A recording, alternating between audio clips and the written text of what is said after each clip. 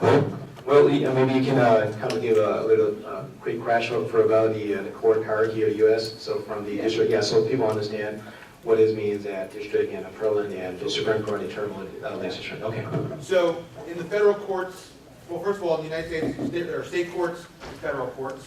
When you sue over the Constitution or federal statute, you usually bring the case in federal district court. That's the lowest level. It's a single judge. They control the entire case. They're all over the country in every state and city.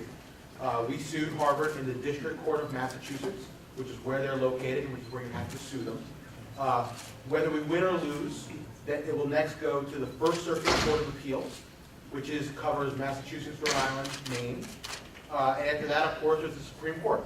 And the Supreme Court does not have to take your case, but if 4 justices want to take the case, it goes up, 4 out of 9.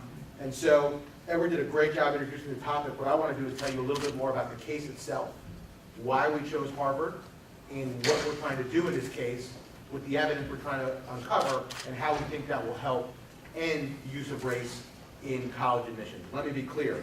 That is our goal. Our goal is to permanently end the use of race in college admissions. And if you're going to do something like that, Edward said, well, what about Harvard?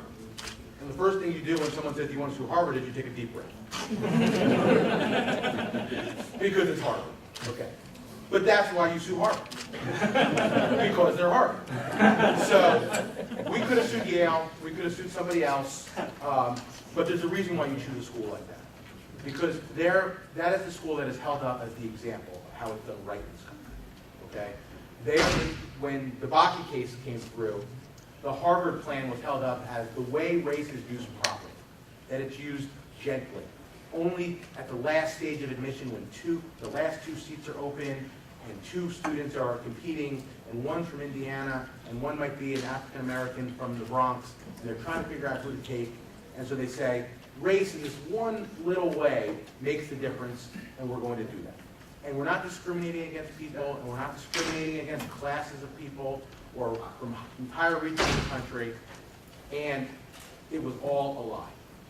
It was a lie then, it's a lie now, and we are going to prove that it's a lie, okay? And it starts, with 1 student, and 1 student comes forward, and then 2, and then 3, and how many do we have now? We have, 10. Because an organization, it can bring the suit, right?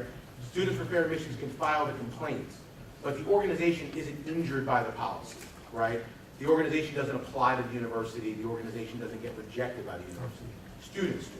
And so what the organization needs are students who have applied to Harvard or want to apply to Harvard, whether they're freshmen in high school, sophomore, even middle school, to come forward and say, I stand with you, I'm a part of your organization. And so when the court says, who among your members are injured, we can say, here they are. And that's why you choose Harvard. So if you're going to convince the Supreme Court to go back on 30 years of decisions, you can't just go up there and say, well, you were wrong. And they say, well, everybody tells us we're wrong. I think there's a line that says the court's infallible, it's infallible because it's last. It's not last because it's infallible, right? So they get the last word, so they're always right. And you have to convince them that something wrong happened between when they made the decision and what's happening now. And what we want to show them is, I say this bluntly again, Harvard lied, okay? And if Harvard is not doing this right, how can you expect anybody to do this right? And in fact, it can't be done right. There is no gentle way to use race. At the end of the day, you have 2 students, and someone is going to be discriminated against because of their race or ethnicity. And someone is going to get a benefit because of their race or ethnicity. And that is wrong, and it is always wrong. And that's what this case is about. And so we filed a 122-page complaint against Harvard. It took us 6 months to draft. We read every study. We read every book. We looked at Caltech statistics. We looked at Berkeley's after they, this state did the great thing of eliminating race. And what we saw was something shocking, okay? And Edward pointed this out, that about 18 to 20% of the admits to Harvard are Asian American. Now that is troubling in and of itself, given that the similar demographics are applying to Berkeley and Caltech and getting in at about over 50%. And those schools tend to admit on the same criteria. So something is wrong, first off.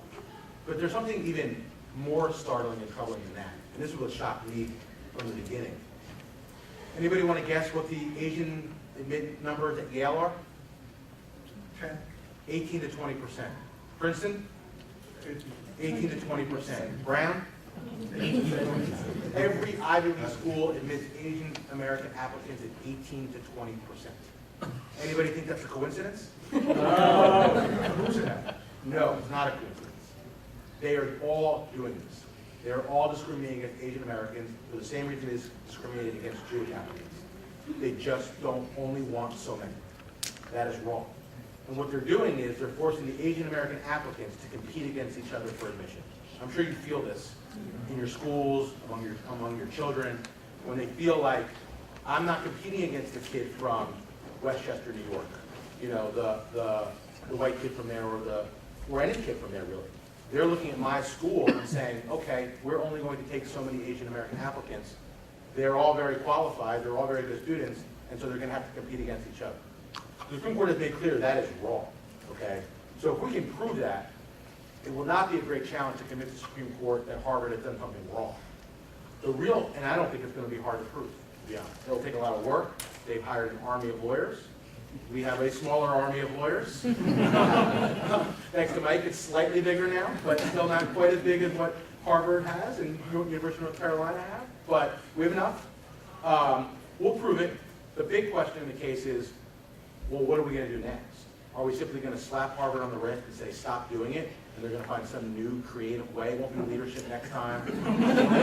It'll be character. It'll be, oh, the essays weren't quite as good. And you hear all the stereotypical things, and they write stereotypical things, you know?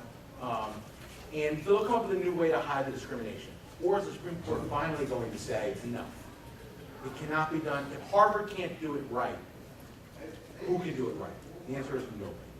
And so that's what we're going to try to do. Now, this is going to take a long time. I won't get into too much of the details of litigation, but you basically go through a period of what they call fact discovery. That means we ask them for documents, they ask us for documents. We do interviews with all their employees, we review their emails, we look for all the evidence of discrimination we can, we review their statistics. Harvard hides their statistics. It's interesting. They give out all sorts of statistics about who gets admitted. There's one statistic they've hidden since Grutter was decided in 2003. How many students from each racial category apply? They'll tell you how many are admitted, they won't tell you how many apply. And you know why they don't want to tell you how many apply. Because they don't want to see what they're doing to certain Asian American students. Right? We're going to get that information, we're supposed to get it within 21 days from now. So if people, not in this room, but a lot of people say, oh, the Fisher case, it didn't accomplish very much. You got this little procedural ruling, but you lost back in the lower court, and maybe the Supreme Court will fix it. Maybe they won't. But I'll tell you what it did get us. It got us to ask Harvard these questions and to force them to give us answers. Because if we had not filed that case, they would have said, oh, dismiss this case. There's nothing to see here. This was decided in Grutter. It's all over. Fisher said, whatever it said wrong, it certainly said right. Grutter didn't decide anything. You have to do it on your own merit. In each case, you have to file an answer.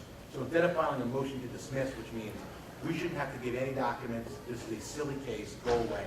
They filed an answer which said, we did nothing wrong, but here we're going to expose ourselves to litigation and we'll answer your questions. And so we asked them, and we're going to continue to ask them. And this is going to go on for about 11 months. And then we're going to have 3 months of expert discovery. So we will have experts to review the data and to analyze it, and we think we know what it'll show. And then we go to what's called summary judgment, and that's where the parties argue about whether there needs to be a trial or whether somebody has won the case based on the little bit of evidence we already have.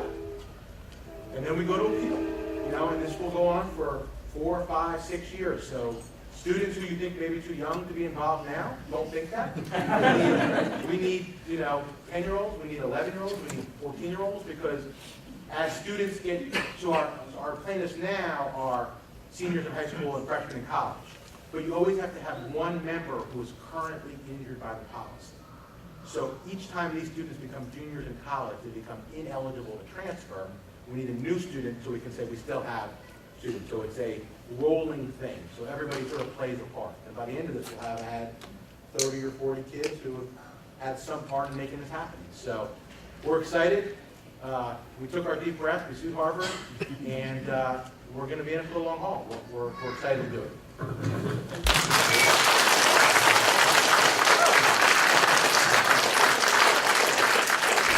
I think there's a wonderful speech from Mr. Blum and Mr. Consovoy. So the two cases about again, right? So you see that they need a lot of support. Obviously, the lawsuit that but they also need to collect a lot of cases, the victim cases. That so definitely support student for admission. Go to the website and sign in if you can, and sign in as a member. And also sending a student if you know somebody that was rejected in the Harvard those universities that because of this problem.